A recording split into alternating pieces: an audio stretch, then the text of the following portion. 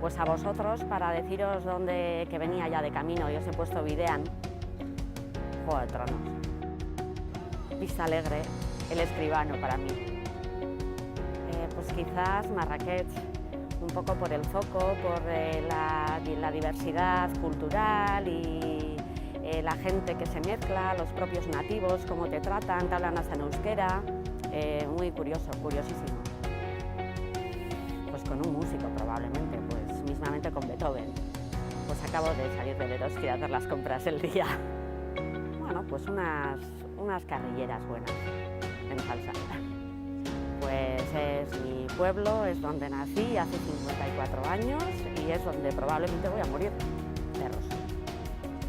Paso por la Gran Vía, pero bueno, la Gran Vía, más que el Parque del Casco es lo que más ha cambiado, porque yo llegué a conocer toda la zona del Paso. Igual el kiosco antiguo no, que era muy cría, pero todos los árboles, los castaños, tilos y demás, pues había más, yo creo, había más. No sé de ponerme muchas metas, simplemente vivo y trabajo y, pues no sé, igual la experiencia de trabajar en la administración pública, pero como política, pues es un amigo, una persona de muchísimo corazón, muy cercano, muy comprometido con su pueblo, siempre con ánimo de ayudar a todo el mundo y colaborador, implicado en lo suyo, bueno, una gran persona.